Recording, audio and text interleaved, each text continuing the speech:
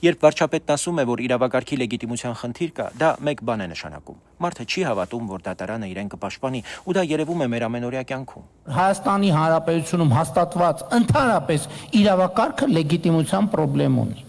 Երբ վեճ է լինում հողի, վարձակալության, աշխատավարձի, վարկի շուրջ, մենք չենք ասում գնանք դատարան։ Մենք ասում ենք իմ գործը քանի տարի կտևի եւ ով ունի ավելի ուժեղ կապեր։ Սա է ամենամեծ ազդանշանը, որ օրենքը մարդկանց գլխում դադարել է լինել վերջին խոսք։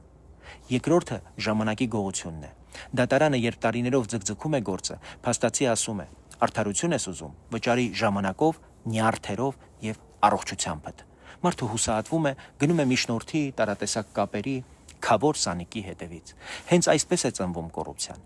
Երրորդը ընտրովի արդարադատությունն է, երբ նույնանման երկու գործ երկու տարբեր վերջաբան է ունենում։ Մարդիկ տեսնում են, որ սովորական քաղաքացին արագ պատժվում է, իսկ ուժեղը ամիսներով, տարիներով, հետաձգումներով ձգում է գործը եւ վերջում դուրս է գալիս գրեթե անպատիժ։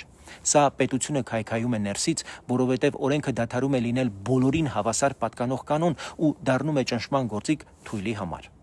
Եթե պետությունն իսկապես ուզում է բուժել այս վիրուսը, պետք է անի պարզ չափելի քայլեր։ Գործերը չձգձգվեն, որոշումները գրվեն պարզ ու հասկանալի լեզվով, նույն օրենքը գործի բոլորի նկատմամբ առանց բացառության եւ յուրաքանչյուր ձգձգման ու ակնհայտ անարդարության համար լինի հստակ պատասխանատվություն։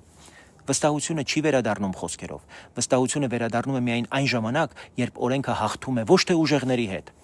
այլ ուժեղների դեմ։